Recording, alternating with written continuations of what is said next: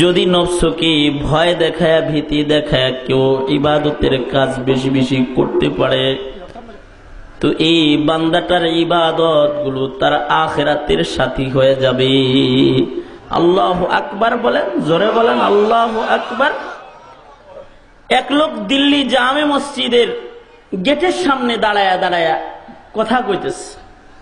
দিল্লি জামে মসজিদের গেটের সামনে মসজিদের সিঁড়িতে দাঁড়ায়া দাঁড়ায়া বলতেছে এক লোক। কি বলে? কথাগুলো শোনেন। কথাগুলো হইলো বলতেছে, মাই তেরা বান্দা নেহি। মসজিদের সামনে খাড়া কি কয়?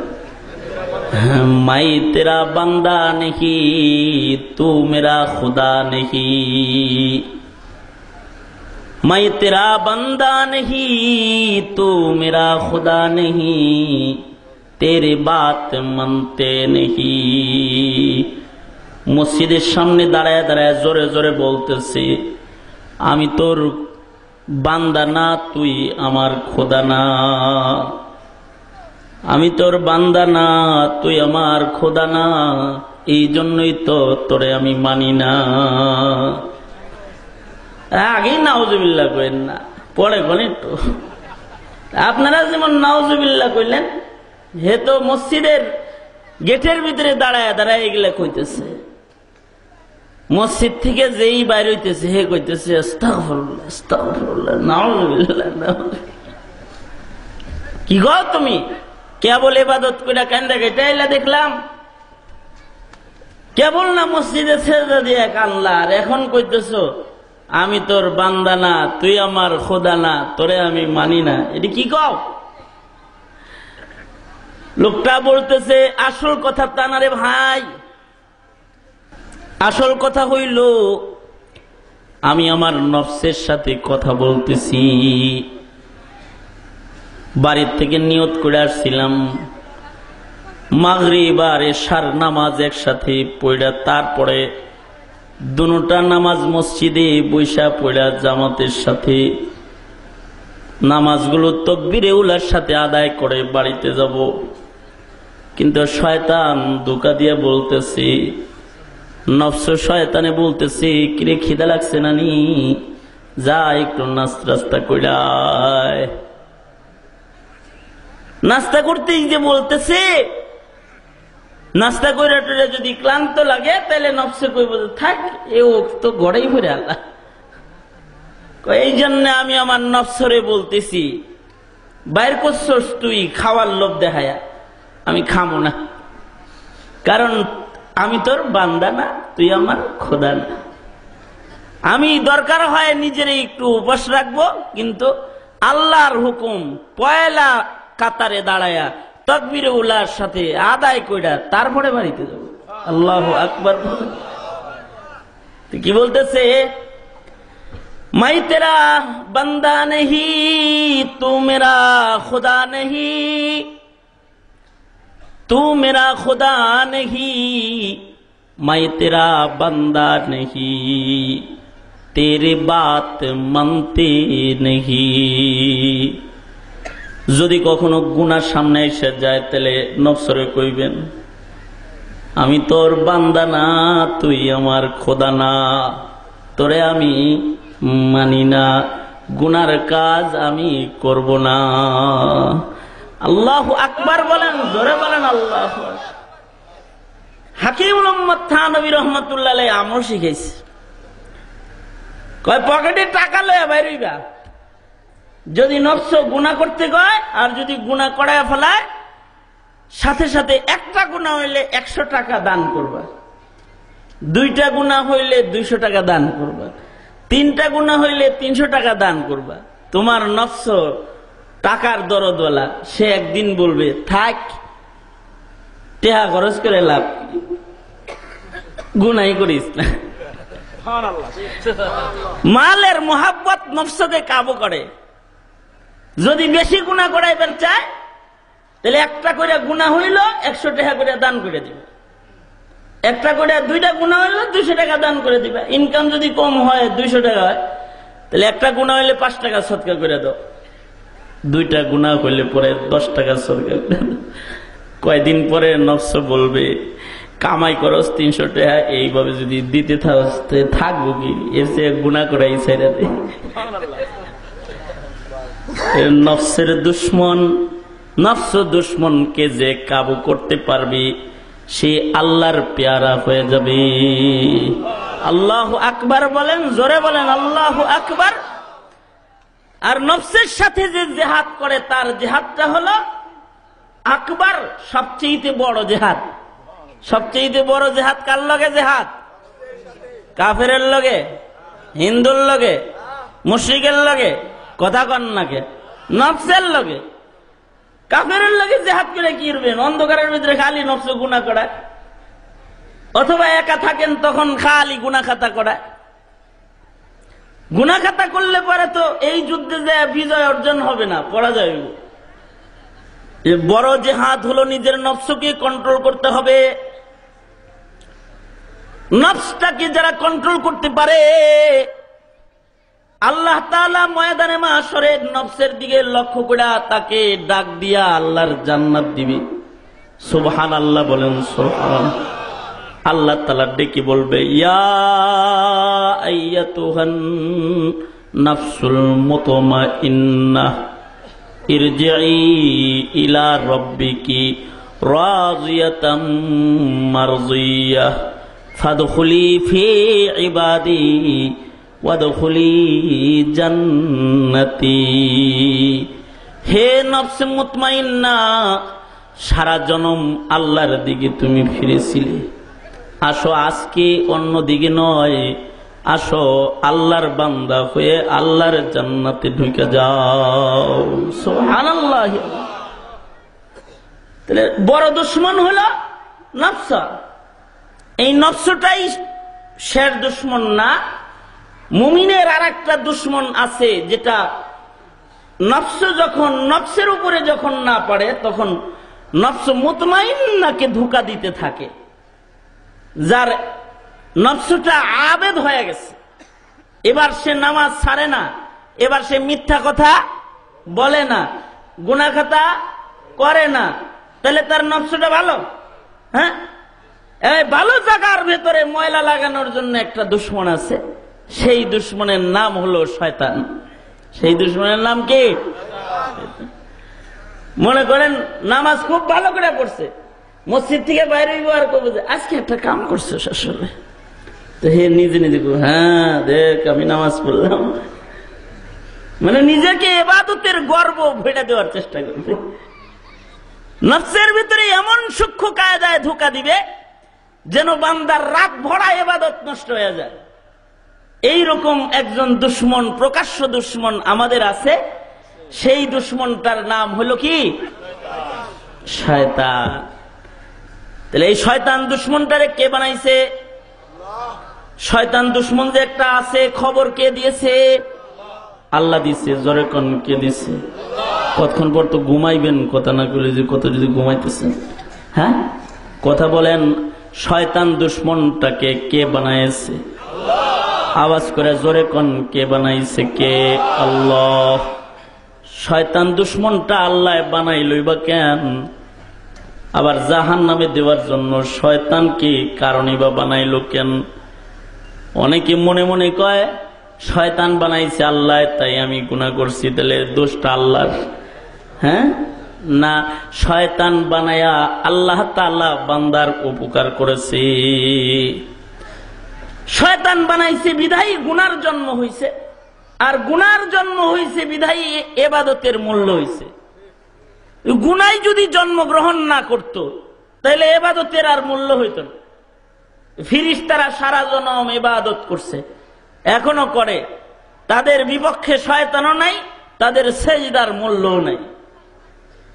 আর ইনসানের বিরুদ্ধে শয়তান আছে, তাই তো ইনসানের ইবাদতের মূল্য হইছে।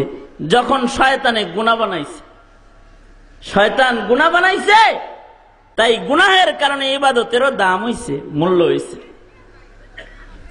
অসুস্থতা আছে বিধায় সুস্থতার কদর হইছে। অসুস্থতা নাই, সুস্থতার কদর নাই। গুনাহ নাই, ইবাদতের কদর নাই, দাম নাই। আল্লাহ তাআলা বান্দার ইবাদতের মূল্য বাড়াইবার জন্য শয়তান বানাইছে। বাপে অনেক সময় ছেলে মেয়েরে ধরে কয় আমার ছেলে এরকম কামটা করলি, এটা একটা কাজ করলি। ছেলে বাঁচার জন্য বলে, আব্বা তোমার ছেলে হয়ে আমি এগুলো করতে পারি, এটা তোমার বিশ্বাস হয়?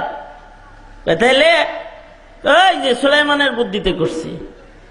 হ্যাঁ আমিও ভাবতাম তুই তার লগে চলস, তার বুদ্ধিতেই করছস, তুই তো আমার ছেলে হয়ে এরকম করার কথা না। তো বাপে তার ছেলেটারে মাফ করে দেয়। ময়দানে মাহশরে যেদিন বিচার কায়েম হবে, অনেক ইবাদতের ভিড়েও বান্দা কিছু কিছু গুনাহ খাতা করে ফেলেছে। এই সকল গুনার কারণে বান্দার উপরে যেন আযাব না যায়, এজন্য শয়তান বানাইছে। বান্দায় আল্লাহর আদালতে দাঁড়ায় বলবে, আল্লাহ আমি একা একা কিন্তু গুনাহ খাতাগুলো করি নাই, শয়তান দুশ্মনে ধোঁকা দিয়া আমারে গুনাহ করাইছি। তাছাড়া আমি তো তোমার বান্দা, তোমার ইবাদত করার জন্যই আমি সব সময় তৈয়ার ছিলাম। ইবলিস শয়তানটা ধোঁকা না দিলে আমি নামাজ ভুলা যাইতাম না, আমি কোরআনের তেলাওয়াত ভুলতাম না। ওমা আনসানিহু ইল্লা শাইতান, তোমার গোলামি, তোমার জিকির, কোরআনের তেলাওয়াত আমি ভুলি নাই, শয়তান আমারে ভুলাইছি। আল্লাহ বলবি ফেরেশতারা ঠিকই তো, শয়তান দুশ্মনেই তো আমার বান্দাটারে ধোঁকা দিছে। বান্দার গুনাহগুলোকে মালউন শয়তানের কান্দে দিয়া তাকে জাহান্নামে দিয়ে দি, আর আমার বান্দাটাকে আমার রহমত দিয়া আমার জান্নাতে দিয়ে দি। হাদিস শরীফে আছে, আল্লাহর নবী বলেন এইভাবে বহু বান্দা শয়তানের কান্দে চলে জাহান্নাম থেকে বাঁচবো, জান্নাতে চলে যাইব। এই শয়তানের ধোঁকাই তো গুনাহ খাতা করছি, আমি কি গুনাহ করার ছিলাম? আমি তো তোমার ভয়ে ভীত বান্দাই ছিলাম, তাই তো ওয়াজ শুনতে যাইতাম। এই জন্যই তো হুজুররা ওয়াজ করতো, আমি কানতাম, তোমার ডরেই তো কানতাম। আল্লাহ এরপরেও যে গুনাহগুলা হইছে এটি শয়তান করাইছে। আল্লাহ বলবে বান্দা ঠিকই বলেছে, দেখ না আমার ভয়ে সে কান্দে, এই কামগুলা শয়তানেই করছে, গুনাহগুলা ওই মালউনের কান্দে দে, বান্দাটাকে জান্নাতে দে। সুবহানাল্লাহ। হাদিসে আল্লাহর নবী বলে যে শয়তানের বাহানায় আল্লাহ তাআলা বান্দাকে জান্নাত দিয়ে দিবে। শয়তান বানায়া আল্লাহ তাআলা ক্ষতি করছে, মর্যাদা বৃদ্ধির কারণ হয়েছে। যদি শয়তান থেকে কেউ হেফাজতে নিজেরে রাখতে পারে। সবার সাথে একটা একটা করে শয়তান আছে, সবার সাথে যেমন একটা নফস আছে আম্মারা, যেটা গুনার নির্দেশ করে, সবার সাথে একটা করে শয়তান আছে যেটা গুনার দিকে নিমন্ত্রণ করে। হাদিস শরীফের ভিতরে আসছে, হযরত আয়েশা সিদ্দিকার থেকে রিওয়ায়াত। হযরত আয়েশা বলেন আল্লাহর নবী বলেছেন, ক্বালা রাসূলুল্লাহি সাল্লাল্লাহু আলাইহি ওয়াসাল্লাম লিকুল্লি নাসিন শায়তানুন। হযরত আয়েশা বলেন আল্লাহর রাসূল বলছেন প্রত্যেকটা মানুষের সাথে একটা একটা করে শয়তান আছে। হযরত আয়েশা আল্লাহর রাসূলকে কয়, সরকার গো সবার সাথে শয়তান আছে, তাইলে আপনার সাথেও কি শয়তান আছে? আল্লাহর নবী বলে, হ্যাঁ আয়েশা, হার হার মানুষের সাথে শয়তান আছে, আমার সাথেও একটা শয়তান আছে। ওয়ালাকিন আসলামা, আমার শয়তানটা মুসলমান হয়ে গেছে। আওয়াজ করে জোরে কোন সুবহানাল্লাহ, জোরে বলেন। নবীর লগেও শয়তান আছে, কিন্তু নবীর শয়তান কি হইছে? এবার বুঝে থাকলে আমার প্রশ্নের একটা উত্তর দেন। তাহলে শয়তানের একটা আদব পাওয়া গেল, শয়তান নবীদের সাথে বেয়াদবি করে না। বুঝছেন কি বুঝছেন? নরেন সরেন নাকি বুঝেন নাই? ইবলিস শয়তানের একটা আদব পাওয়া গেল যে ইবলিস শয়তান কোন নবীর সাথে কি করে না? বেয়াদবি করে না। কিন্তু মানুষ হয়ে যেটা নবীর সাথে বেয়াদবি করে, ওইটা তাহলে আজাজিল শয়তানের চাইতে আরো বড় শয়তান, এটা বুঝতে হইব কিন্তু। এবং এমন শয়তানকে ইবলিস শয়তানেও ডরায়, এমন শয়তান রে ইবলিস শয়তানও কি করে, ভয় করে। কারণ ইবলিস শয়তান কোন নবীর সাথে বেয়াদবি করছে না। যেমন ইবলিসে যে গন্ধম খাওয়াইছে, আদম রে খাওয়াইছে না হাওয়া রে খাওয়াইছে? আদম আলাইহিস সালাম রে খাওয়াইছে নাকি হাওয়া আলাইহিস সালাম রে খাওয়াইছে? হাওয়া আলাইহিস সালাম কি নবী নাকি? শয়তানে আদম আলাইহিস সালামের সাথে শয়তানি করতে যায় না, হাওয়া আলাইহিস সালাম খাইছে, তাই বিপদে পড়া বাবা আদমও খাইছে। শয়তান কোন নবীর সাথে বেয়াদবি করে না, শয়তানের এটা একটা আদব। ইনসানের ভেতরে যদি কেউ নবীর সাথে বেয়াদবি করে, ওটা আজাজিল শয়তানের চেয়েও বড় শয়তান। ওটারে শুধু আটকাইলে চলে না, শুধু জেলে দিলে চলে না, শুধু ফাঁসি দিলে চলে না, ওটারে আরো অন্য কোন শাস্তি দেওয়া দরকার। কি কথা বলেন না? শুধু জ্বালাইলেও চলে না, আরো অন্য কোন শাস্তি দেওয়া দরকার। কারণ শয়তান সরওয়ারে দু আলম নবীর সাথেও বেয়াদবি করে না। হাদিসে আল্লাহর রাসূল নিজে বলতেছেন, সব মানুষের সাথে একটা একটা করে শয়তান আছে। হযরত আয়েশা বলে, সরওয়ারে দু আলম সবার সাথে শয়তান আছে, তাহলে আপনার সাথেও কি আছে? আল্লাহর নবী বলে, হ্যাঁ আয়েশা, আমার সাথেও শয়তান আছে, কিন্তু আমার শয়তানটা মুসলমান হয়ে গেছে। আল্লাহু আকবার, জোরে বলেন আল্লাহু আকবার। শয়তান নবীর ডানা মুসলমান হয়েছে, আপনার আমারটা কি মুসলমান হয়েছে? এটা তো আছে। মনে রাখতে হবে, শয়তান যদি কখনো ভালো কাজও করায় তাও ক্ষতি করে। শয়তান কখনো কখনো কাউকে কাউকে ভালো কাজ করায়, ওই ভালো কাজের ভেতরেও শয়তানের ক্ষতির চিন্তা ভাবনা থাকে। যেমন আমিরে মুআবিয়া রাদিয়াল্লাহু আনহু একদিন ঘুমাইতেছেন, তাহাজ্জুদের সময় একজন আয়েশা ডাকাডাকি করতেছে, আমিরে মুআবিয়া উঠেন উঠেন, তাহাজ্জুদ করবেন না?